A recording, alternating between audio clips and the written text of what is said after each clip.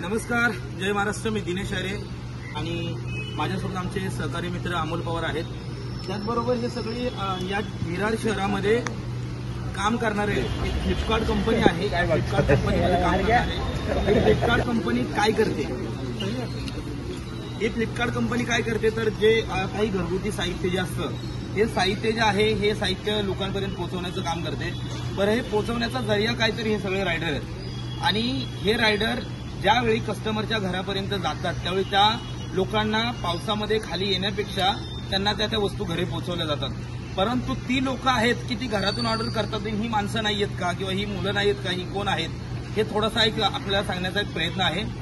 गेल्या 15 दिवसापूर्वी आम्ही ह्या कंपनीला एक पत्र दिलं होतं, फ्लिपकार्ट कंपनीला. आणि पत्र देण्याचं कारण असं होतं की ह्या ज्या कंपन्या आहेत ह्या स्वतःचा धंदा बसवण्यासाठी काम कशा प्रकारे करतात की स्टार्टिंगला बिझनेस स्टार्ट करतात आणि बिझनेस स्टार्ट केल्यानंतर तुम्हाला 1 महिना थोडं चांगले पैसे देतात की कुठे 50 रुपये 60 रुपये एका ऑर्डरचे. आणि त्यांचा धंदा बसल्यानंतर ज्या लोकांनी ज्या मुलांनी ही बरेच लोक जुनी आहे त्याच्यामध्ये त्या लोकांनी त्यांचा धंदा बसवला, लोकांपर्यंत पोहोचले, लोकांना कळलं फ्लिपकार्ट कंपनी अशा प्रकारचं आपल्याला ग्रोसरी देते, साहित्य आणून देते. आणि हे केल्यानंतर आज ह्या मुलांवर उपासमारीची वेळ आली आहे. उपासमारीची वेळ ह्याच्यासाठी की आम्ही वारंवार सांगितलं, त्या कंपनीचा एक मुजोर व्यक्ती, मी जबाबदारीने सांगतोय याला मुजोरच म्हणावं, की रवी म्हणून आहे आणि वासू म्हणून आहे. या दोघांची मी वारंवार चर्चा करतोय. रवी एवढा गोड बोला आहे की प्रेमाने बोलतोय, मी हे करतो ते करतो, मला उद्याचा दिवस द्या. त्याने कमीत कमी माझ्याकडून 15 दिवस घेतले. 15 दिवस घेतले. त्याने कोणते सिनियरला पत्र दिलं, त्याचं उत्तर दिलं नाही. सो त्याचे सिनियर कोण वैभव वगैरे वगैरे आहेत काही, त्या 4 ते 5 जणांना लाईनवर घेतलं आणि त्यांना पत्राचं उत्तर देता येईना. मला वाटतं त्यांना लिहिता येईना का ते अथॉरिटी नाहीये हेच कळलं नाहीये. म्हणून त्यांनी फोनवर माझ्याकडून, तर मी त्यांना फोनवर सांगितलं की आम्ही ज्या ज्या मागण्या तुमच्या समोर ठेवलेल्या आहेत त्याच्यातल्या काही ठराविक मागण्या अशा आहेत की तुम्ही त्वरित चालू करू शकता, मग मेडिकल संदर्भात असतील. आणि काही ज्या मागण्या आहेत की तुम्ही त्यांना पेमेंट कमी देताय. आता त्यांना 35 ते 40 रुपयाच्या, 30 रुपयाच्या, 22 रुपयाच्या हिशोबाने पेमेंट दिले जाते.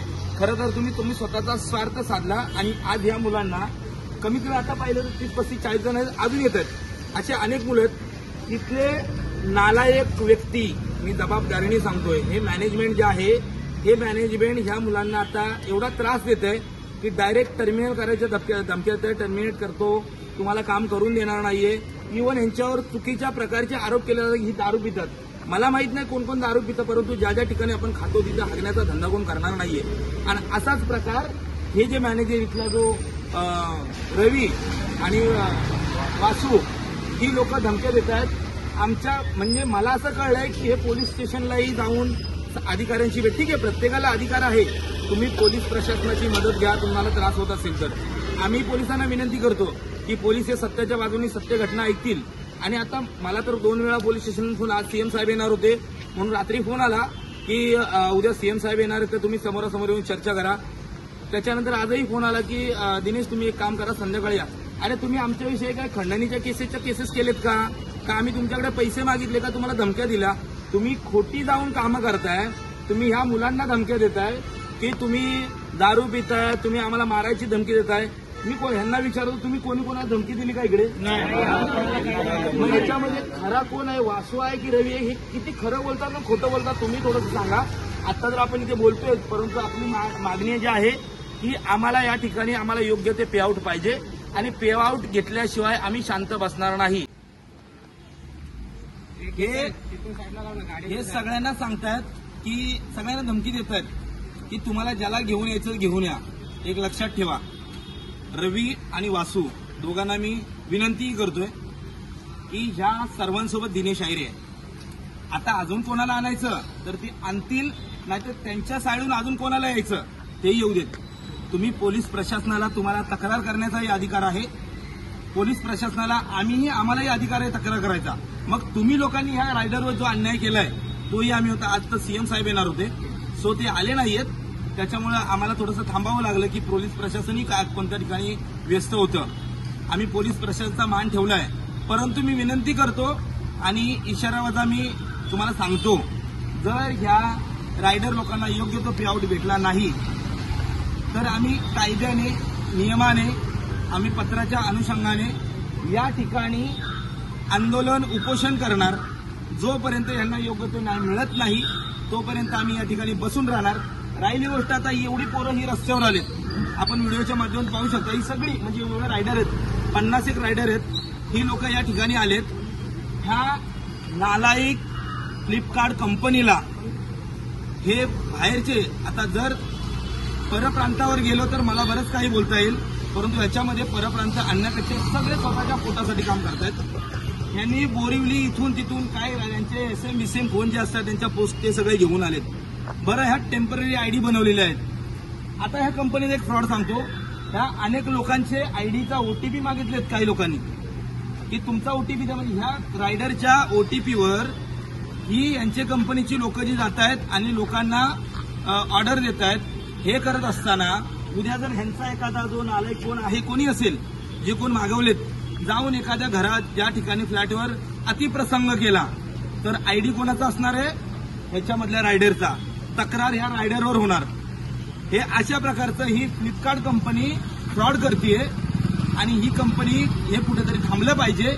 याच्याबरोबर फक्त यांचंच नुकसान नाहीये, नुकसान खूप मोठं आहे लोकांच्या. पहिली गोष्ट, काही वॉचमन लोक ह्या रायडर लोकांना घरी जाऊन देत नाहीयेत. अनेक चौकशा असतात. ह्या कंपनी लिगल आहे अनलिगल आहे हा नंतरचा पार्ट आहे, आपण दाखवू. परंतु यांनी स्वतःच्या स्वार्थासाठी हे धंदा करतायत, तर ते करत असताना या रायडर लोकांचंही भलं बघणं गरजेचं आहे. मी तुम्हाला, यांनी मला फोन केला होता आणि फोन करून सांगितलं की आम्हाला भीती वाटते, आम्हाला कोणतरी मारेल. अरे तुम्ही जर खरे आहात ना तर तुम्ही सत्याने समोर यायला हवं होतं. तुम्ही कुठेही चुकत असाल तर तुम्हाला जा विचारलं. तुम्हाला मारायला इकडे कोणी मोठं नाहीये किंवा कोणाला अधिकारी नाहीये, परंतु तुम्ही जे करताय हे चुकीचं करताय. आता इथून मी या व्हिडिओच्या माध्यमातून, आणि जर कोण आजूबाजूला ऐकत असतील त्यांचे, तर त्यांनाही सांगतो, त्यांच्या कंपनीचा एकही एसएम कोणी कंपनीचा रायडर असेल आणि टेम्पररी आयडी बनवलेत, एकानेही ऑर्डर मारायची नाही आणि मारून दिली जाणार नाही. जर तसा प्रकार काही झाला, या मुलांचा जोपर्यंत यांना कामावर घेत नाहीत, योग्य तो पे आउट देत नाहीत, तोपर्यंत त्यांचाही माणूस एकही ऑर्डर मारणार नाहीये. आणि तसं काही झालं, या ठिकाणी अघटित प्रकार जर घडला तर त्याला जबाबदार वासू आणि रवी हे दोघे जण असतील, एवढं लक्षात ठेवायचं. मी तुर्तास इथेच थांबतो आणि पुन्हा एकदा विनंती करतो, तुम्ही आतमध्ये बसला तर येऊन आमच्याशी चर्चा करा. अन्यथा तुम्ही ज्या ज्या ठिकाणी जाताय त्या त्या ठिकाणी जा. त्या त्या व्यक्तीला उत्तर देण्यासाठी दिनेश आर्य आणि सगळे माझ्या संघटनेचे सगळे पदाधिकारी कार्यकर्ते सगळे तयार आहेत. ही पोरं रस्त्यावर काम करतात. यांचं वय आज बघितलं, मला वाटतं 50-55च्या आसपासची आहेत, 45-50. आज ह्या वयामध्ये स्वतःचं घर चालवण्यासाठी ही लोक भर पावसातून काम करतायत. ठिकठिकाणी पाणी भरतंय आणि या हरामखोर प्रशासनाला, हरामखोर हे फ्लिपकार्ट कंपनी आहे, त्यांना अजिबात त्यांची दया येत नाही. ह्याच्या अगोदर अनेक गोष्टी रवीच्या हातात होत्या. रवीच्या हातात आता काय नाहीये का? रवीला इशारा देतो, लक्षात ठेवायचं, या मुलांचं नुकसान तर तुझं नुकसान. जय हिंद, जय महाराष्ट्र.